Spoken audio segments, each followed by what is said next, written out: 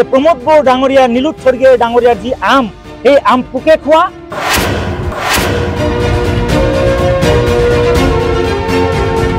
প্রমোদ বড়ো ডাঙরিয়ায় বিগত 5টা বছর মাটির পট্টা দিম দিম বুলি কৈ ল্যান্ড পলিসি লৈ আহিম বুলি কৈ ইভেকশন পলিসি লৈ আহিম।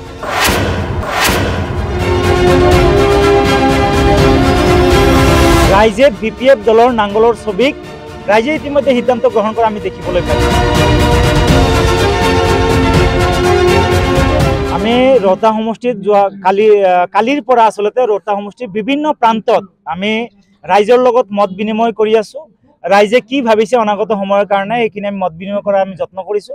আৰু ইতিমধ্যে যি দেখা পাইছো যে অনাগত সময়ত নীলুৎ স্বৰ্গীয় ইয়াৰ পৰা বিদায় দি পেলাই ৰাইজে বিপিএফ দলৰ নাঙ্গলৰ ছবিক আদৰি লৈছে। অনাগত সময়ত বিপিএফ দলৰ জয়যাত্ৰা ইয়াত অব্যাহত ৰাখিব বুলি ৰাইজে ইতিমধ্যে সিদ্ধান্ত গ্ৰহণ কৰা আমি দেখিবলৈ পাইছো।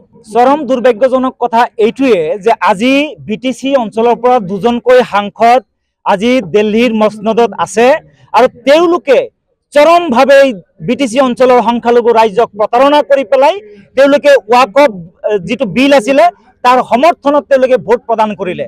প্ৰমোদ বড়ো ডাঙৰীয়া যে সংখ্যালঘু বিৰোধী এগৰাকী ব্যক্তি সেই কথা প্ৰমাণ কৰি পেলাই তেওঁলোকে মাজ নিশা তেওঁলোকে ওয়াকফৰ সপক্ষে তেওঁলোকে ভোটদান কৰি পেলাই সংখ্যালঘু মুছলমানসকলৰ যি মাটিৰ অধিকাৰ সেইবিলাক সংখ্যালঘুসকলৰ যি মাটি সম্পত্তিবিলাক কাঢ়ি লোৱাৰ যি ষড়যন্ত্ৰ ৰচনা কৰিছে এই ষড়যন্ত্ৰক আমি ধিক্কাৰ জনাইছো।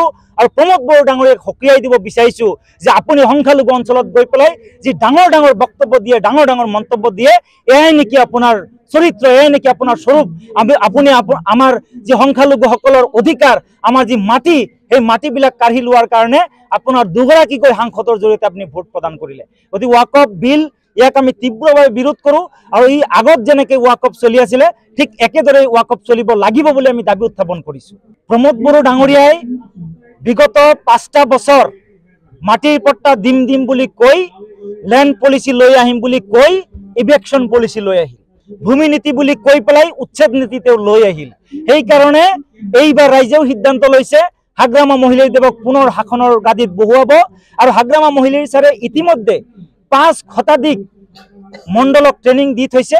হাগ্ৰামা মহিলাৰী দেৱে পুনৰ শাসনত অহাৰ লগে লগে নিশ্চিতভাৱে বিটিচিত যিসকল ভূমিহীন নাগৰিক আছে, যিসকল বৈধ ইয়াৰ নাগৰিক আছে, যিসকলে 2005 চনৰ ভোটাৰ লিষ্টৰ অনুযায়ী 2003 চনৰ আগৰ পৰা বসবাস কৰা লোকসকলক প্ৰতিজন ভূমিহীন নাগৰিকক মাটিৰ পট্টা প্ৰদান কৰাটো বিপিএফ দলৰ হাগ্ৰামা মহিলাৰী চৰকাৰৰ প্ৰথম এণ্ড প্ৰধান প্ৰতিশ্ৰুতি হিচাপে আমি দিছোঁ। আৰু সেই কাম হ'ব, নিশ্চিতভাৱে হ'ব। যি 5 শতাধিক মণ্ডলক ট্ৰেইনিং দিয়া আছে তেওঁলোকক চাকৰিত নিয়োগ কৰি পেলাই তেওঁলোকৰ জৰিয়তে মাটিখিনি ছাৰ্ভে কৰি প্ৰতিজন যিসকল মাটিৰ অধিকাৰ যিসকলৰ আছে তেওঁলোকৰ মাটিৰ পট্টা দিয়াৰ কথা ইতিমধ্যে আমি সিদ্ধান্ত গ্ৰহণ কৰিছোঁ। মই ৰৌতা ভোটাৰ ৰাইজক এটাই আহ্বান জনাব বিচাৰোঁ যে আপোনালোকে চকচকীয়া যি পকা আম দেখি পেলাই ভাবিছিল যে এইটো মিঠা আম হ'ব, সেই আম আপোনালোকে খাই চালে। মই নিজেও সেই আম খাই চাইছোঁ যে প্ৰমোদ বড়ো ডাঙৰীয়া নীলুৎ স্বৰ্গীয় ডাঙৰীয়াৰ যি আম সেই আম পোকে খোৱা, সেই আম চোকা টেঙা। গতিকে এই আম আৰু খাব নালাগে।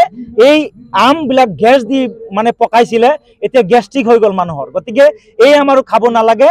এই আম যদি খায় তেতিয়াহ'লে হয়তো অনাগত দিনত এই বিষক্ৰিয়া হৈ মানুহৰ মৃত্যুও হ'ব পাৰে। গতিকে মই ৰাইজক অনুৰোধ জনাম যেনেকুৱা কমিশ্যন ৰাজ, দুৰ্নীতি, ভ্ৰষ্টাচাৰ, সংখ্যালঘু বিৰোধী যি দলে কয় যে আমাক ডিটেনশ্যন চেণ্টাৰ লাগিবই, যি দলে কয় যে ডিভোটাৰসকলক আগত ডিটেনশ্যনত ভৰ্তি কৰক তাৰপিছত কেছ চলাওক, সেই দলক যাতে আপোনালোকে ভোট নিদিয়ে, আপোনালোকে যাতে ন্যায় নিৰাপত্তা অধিকাৰৰ স্বাৰ্থত যাতে এইবাৰ ভোট প্ৰদান কৰে সেই আহ্বান মই জনাব বিচাৰিছোঁ।